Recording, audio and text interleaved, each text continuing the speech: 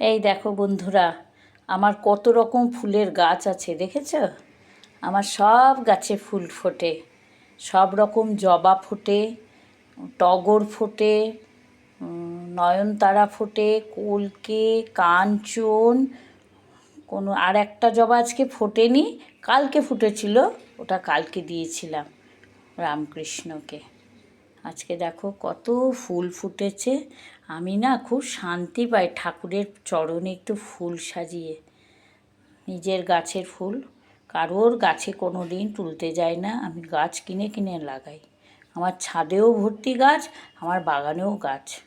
আর টগর ফুল আজ না, ওর বাবা লাগিয়ে গেছে। গাছটার বয়স মিনিমাম 35 বছর, গাছটার বয়স।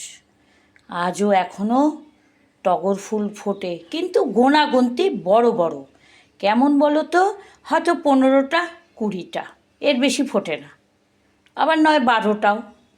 একদম ফুটে আসছে কাঞ্চন আর টগর, এই দুটো ওর বাবার হাতে লাগানো।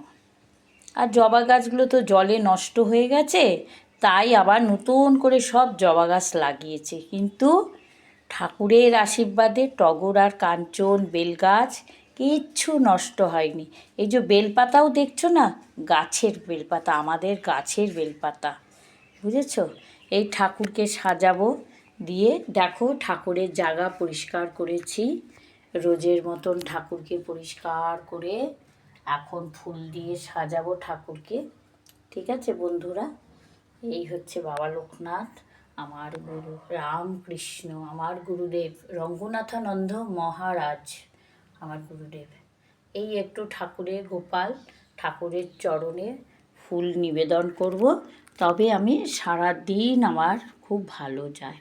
ঠিক আছে, এই বলে আমি ভিডিওটা করলাম। যদি তোমাদের এই ভিডিওটা ভালো লাগে তাহলে আমাকে সাবস্ক্রাইব করো, ঠিক আছে? আর শেয়ার করো, ফলো করো, বুঝেছো?